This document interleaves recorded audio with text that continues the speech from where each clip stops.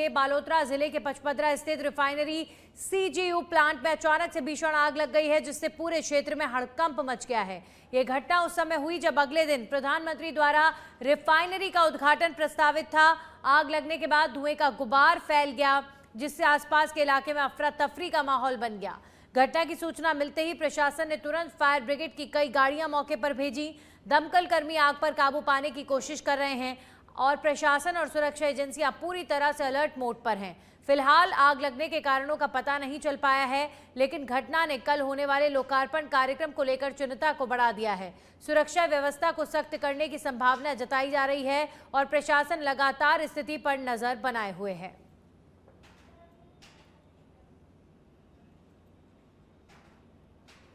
वहीं Morinda Kishorpura road स्थित चवरा क्षेत्र में शनिवार शाम हुए गैस सिलेंडर ब्लास्ट में शंकरलाल मेघवाल का मकान पूरी तरह से ध्वस्त हो गया। हादसे के बाद जनप्रतिनिधियों और प्रशासनिक अधिकारियों ने मौके पर पहुंचकर स्थिति का जायजा लिया।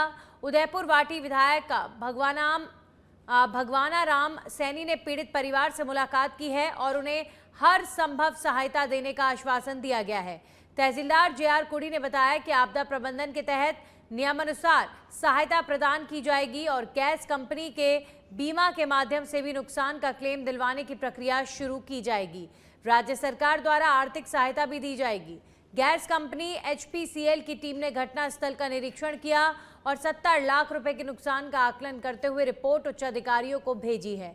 इस दौरान पंचायत प्रशासक, पटवारी और कई अन्य जनप्रतिनिधि भी मौके पर पहुंचे और पीड़ित परिवार को ढांढस बंधाया गया। पीड़ित परिवार ने अस्थायी निवास और जीवन यापन के लिए समाज से मदद की अपील की है। बहुत ही बुरी घटना है ये। मेरी ज़िंदगी में मैंने ऐसी घटना नहीं देखी। एक शंकरलाल जी हमारे यहाँ रहते थे, मकान था, सिलेंडर फटा, तो ऐसे लगता नहीं कि एक सिलेंडर से इतना नुकसान हो सकता है क्या। एक खाने पीने के बर्तन तो दूर की बात है, सोने के कपड़े की दूर की बात है, एक दिन का प्लेट होती है वो भी नहीं मिली इनको। आज की तारीख में ऐसी बहुत गंभीर घटना है। वैसे प्रशासन बहुत शानदार तरीके से काम कर रहा है। हमें तहसीलदार जब भी मौके पर हैं, रात को मौके पर आए थे, पुलिस भी लग रही है और प्राकृतिक आपदा में जो फाइल लगेगी उसके लिए एफआईआर दर्ज करा करके सारे कपड़ों की पुलिस भेज जाएगी। इसके लिए मैं पूरी तरह से मैं इस परिवार की संवेदना प्रकट करता हूँ और उनके साथ हूँ और पूरी प्रकरण में हम प्रशासन से मिलकर के। वहीं राज्यसभा सांसद और राजस्थान बीजेपी के प्रभारी राधा मोहन अग्रवाल आज जोधपुर पहुंचे, जहां सर्किट हाउस में आयोजित प्रेस वार्ता में उन्होंने नारी शक्ति वंदन अधिनियम पर विस्तार से चर्चा की। उन्होंने राजस्थान की महिलाओं के ऐतिहासिक योगदान का उल्लेख करते हुए अंजना देवी चौधरी, नारायणी देवी वर्मा, रोमा देवी पन्नाधाय और अमृता देवी विश्नोई जैसी महिलाओं की प्रेरणादायक भूमिका को सराहा। अग्रवाल ने विपक्षी दलों पर आरोप लगाते हुए कहा कि अधिनियम को पारित न होने देने में बाधाएं उत्पन्न की गईं। उन्होंने मोदी सरकार के नेतृत्व में महिलाओं को राजनीतिक भागीदारी में सशक्त बनाने के प्रयासों का भी समर्थन किया और 2029 तक आरक्षण लागू करने का संकल्प व्यक्त किया। इसके अलावा परिसीमन और जनगणना के मुद्दे पर कांग्रेस पर राजनीतिक स्वार्थी आरोप लगाए और सभी वर्गों को न्याय देने की आवश्यकता की बात की। पचपदरा रिफाइनरी परियोजना को लेकर उन्होंने कहा कि इससे राज्य की आय में वृद्धि और रोजगार के अवसर पैदा होंगे, जबकि विपक्षी आरोपों को खारिज करते हुए कहा कि विकास कार्यों को तेजी से आगे बढ़ाया जा रहा है। हमें इस बात का बहुत दुख है जब महिलाओं को उनका हक देने का समय आता है तो अधिकांश उन्हें पीछे ढकेल दिया जाता है। हम आभारी हैं अपने प्रधानमंत्री नरेंद्र मोदी जी के, जिन्होंने बहुत शिद्दत के साथ ये महसूस किया कि महिलाओं के सक्रिय योगदान और नेतृत्व के बिना देश की राजनीति पूरी हो, इसकी कल्पना नहीं की जा सकती। और वह नारी शक्ति वंदन अधिनियम लेकर के आए। जब उन्हें महसूस हुआ कि नारी शक्ति वंदन अधिनियम के अंतर्गत महिलाओं को आरक्षण हो सकता है, हम नहीं कह रहे हैं कि नहीं होगा, हम तो करेंगे ही। उन्हें लगा कि हो सकता है कि 2029 के चुनाव आते आते परिसीमन की प्रक्रिया पूरी न हो पाए, तो उन्होंने प्रयास किया विगत दिनों कि हम थोड़ा परिवर्तन करके 2026 के सेंसस पर निर्भर होने की जगह हमारे पास जो अंतिम सेंसस है हम उसके आधार पर प्रसीमन करा करके महिलाओं के आरक्षण जल्दी के जल्दी दे सकें। लेकिन यह दुखद और शर्मनाक था।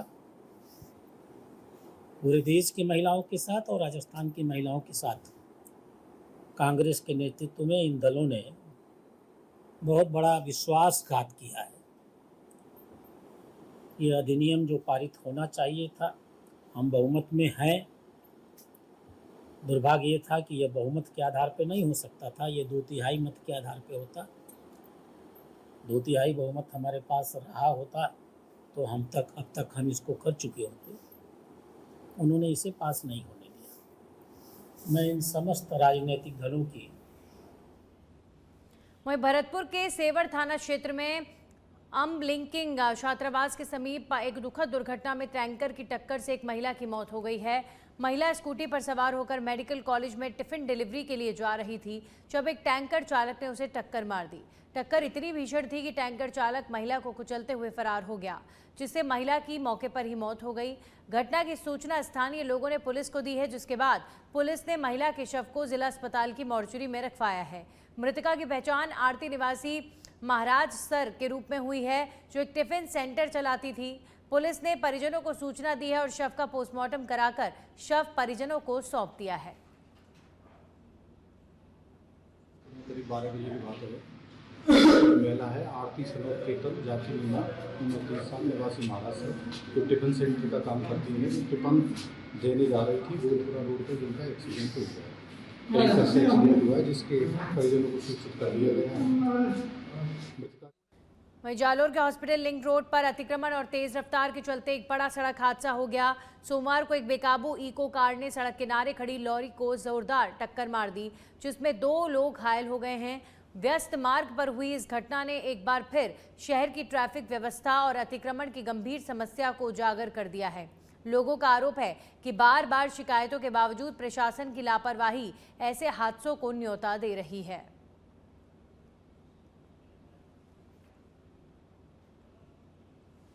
बयाना क्षेत्र में भीषण गर्मी का प्रकोप लगातार बढ़ता जा रहा है। तापमान 40 डिग्री सेल्सियस के पार पहुंचने से जनजीवन बुरी तरह प्रभावित हो गया है। तेज धूप और लू के थपेड़ों के कारण लोग घरों में रहने को मजबूर हैं और सड़कों पर सन्नाटा पसरा हुआ है। केवल अत्यावश्यक कार्य से ही लोग बाहर निकल रहे हैं। गर्मी से राहत पाने के लिए बाजारों में गन्ने का जूस, नींबू पानी, कोल्ड ड्रिंक और आइसक्रीम की मांग बढ़ गई है। कूलर, फ्रिज और एयर कंडीशनर जैसे उपकरणों की बिक्री भी तेजी से बढ़ी है। स्वास्थ्य विशेषज्ञों का कहना है कि लू से बचने के लिए पर्याप्त पानी पीना, सर को ढककर बाहर निकलना और दोपहर में बाहर जाने से बचना चाहिए। मौसम विभाग ने चेतावनी दी है कि तापमान में और वृद्धि हो सकती है और प्रशासन ने आमजन से सतर्क रहने की अपील की है। खबर मध्य प्रदेश के पिछोर से है, जहां पर रविवार को भगवान श्री परशुराम जन्मोत्सव के अवसर पर सर्व ब्राह्मण समाज द्वारा एक विशाल शोभा यात्रा निकाली गई। कार्यक्रम की शुरुआत सुबह 8 बजे मंदिर परिसर में भगवान परशुराम के विधि विधान से अभिषेक, हवन और पूजन के साथ हुई, जिसमें क्षेत्र की सुख समृद्धि की कामना की गई। शाम 5 बजे भव्य चल समारोह मंदिर परिसर से शुरू हुआ, जो नगर के प्रमुख मार्गों परशुराम चौराहा, कॉलेज चौराहा, अस्पताल रोड, चांदनी चौक और बस स्टैंड से होते हुए पुनः मंदिर पहुंचा। यात्रा के दौरान श्रद्धालुओं ने जगह जगह पुष्प वर्षा कर स्वागत किया और पूरा नगर जय परशुराम के नारों से गूंज उठा। शोभा यात्रा के समापन पर मंदिर में महाआरती हुई और 56 भोग लगाकर प्रसाद वितरण किया गया। इस अवसर पर क्षेत्रीय विधायक प्रीतम सिंह लोधी ने मंदिर के मुख्य द्वार का विधिवत उद्घाटन किया।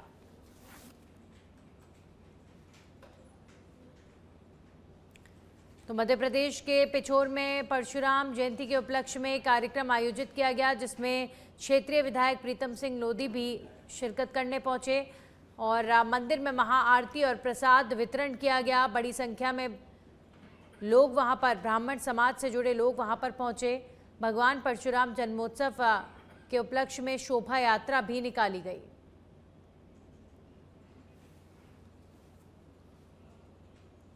राजस्थान की राजधानी जयपुर में आज महिला आरक्षण के मुद्दे पर बीजेपी ने नारी के सम्मान में जन आक्रोश महिला पदयात्रा का आयोजन किया। इस पदयात्रा में बड़ी संख्या में महिलाओं ने भाग लिया और महिला आरक्षण के समर्थन में नारे लगाए। भाजपा प्रदेश कार्यालय से शुरू हुई ये यात्रा मुख्यमंत्री भजनलाल शर्मा और उप मुख्यमंत्री दिया कुमारी ने हरी झंडी दिखाकर रवाना की। कार्यक्रम में भाजपा प्रदेश अध्यक्ष मदन राठौर भी मौजूद थे। पदयात्रा के दौरान कुछ प्रदर्शनकारियों ने बैरिकेडिंग पार कर कांग्रेस कार्यालय की ओर बढ़ने की कोशिश की, जिससे पुलिस और भाजपा महिला कार्यकर्ताओं के बीच हल्की झड़प हो गई। पुलिस ने सुरक्षा व्यवस्था बढ़ाते हुए स्थिति को नियंत्रित किया। सीएम भजनलाल शर्मा ने पदयात्रा को संबोधित करते हुए कहा कि भाजपा हमेशा महिलाओं के अधिकार और सम्मान के लिए प्रतिबद्ध है। महिला आरक्षण के मुद्दे पर भाजपा देश भर में प्रदर्शन और पदयात्राओं का आयोजन कर रही है। बीजेपी महिला मोर्चा की प्रदेश अध्यक्ष राखी राठौर और सांसद मंजू शर्मा ने भी इस मुद्दे पर अपनी बात रखी और महिला आरक्षण के समर्थन में अपनी आवाज को बुलंद किया। जिसने 70 साल में सबसे ज्यादा इस देश में शासन किया, प्रदेशों में शासन किया, मैं उनसे कहना चाहता हूं कि आपने महिलाओं के लिए क्या किया। उन्होंने महिलाओं को सिर्फ वोट की राजनीति की, बाकी और कुछ नहीं किया। अब जब मौका देने का आया था तो उसको भी नहीं दे पाए। ऐसे लोग अगर आपके बीच में आते हैं तो उनको मुंहतोड़ जवाब देना है। मेरी माता बहनों में एक बात और आपसे कहना चाहता हूं कि लगातार हमारी सरकार, चाहे हमारे राज्य की सरकार हो या केंद्र की सरकार हो, हमारी माता बहनों के उत्थान के लिए हम काम कर रहे हैं। उनकी योजना बना करके कैसे हमारी माता बहनें आर्थिक रूप से मजबूत हो, इसके लिए काम कर रहे हैं। और विकसित भारत 2047 का जो हमारा सपना है वो बिना माता बहनों के पूरा नहीं हो सकता, क्योंकि ये हमारी संस्कृति में, हमारे विचार के अंदर है। और आपने देखा है हमारे पूर्वजों ने जिस तरह से माता बहनों का स्थान आगे दिया है। हम कोई भी नाम लेते हैं, भगवान का नाम लेते हैं तो माता का नाम पहले आता है। इसलिए मेरी माता बहनों, मैं आपसे यही कहना चाहता हूं, क्योंकि इनको लगता है कि ये परिवारवादी लोग हैं, इनको लगता है कि आम बहनें, आम माताएं आगे आ जाएंगी, हमारे घर का क्या होगा, हमारे बेटों का क्या होगा, हमारे घर के आदमी को क्या होगा, हमारी बहनों का क्या होगा। मैं आपसे एक ही कहना चाहता हूं मेरे भाई और बहनों, ये परिवारवादी लोग हैं। चाहे वो कांग्रेस हो, चाहे वो टीएमसी हो, चाहे सपा हो, ये परिवार को लेकर के चलने वाले हैं। भारतीय जनता पार्टी सबका साथ, सबका विकास, सबका विश्वास और सबके प्रयास को लेकर के चलने वाली है। इसलिए हम कहना चाहते हैं कि आप ऐसे लोगों को आपको जवाब देना है जो माता बहनों के हक को छीनते हैं, माता बहनों को पूरा हक नहीं दे पाते हैं। अरे आप तो वो लोग हैं कि जिस तरह से बहाना बनाते हैं, आप तो केंद्र सरकार कोई भी राष्ट्र हित में काम करती है उसमें आपको विरोध करना ही है, करना ही है, करना ही है। धारा 370 पर इन्होंने विरोध किया, सीएए पर इन्होंने विरोध किया। आप लगातार देखते जाइए, सेना के सिंदूर ऑपरेशन पर इन्होंने विरोध किया। हम सब स्वागत कर रहे थे उस अधिनियम का, जिससे हमारी सभी बहनों को, एक आम महिला को एक आवाज उठाने का संसद में, विधानसभाओं में एक अवसर मिले। लेकिन क्या हुआ, सबने देखा ना, हमारे माननीय प्रधानमंत्री जी इतनी मेहनत, उन्होंने कहा मैंने मेरी माताएं बहनों को वादा किया है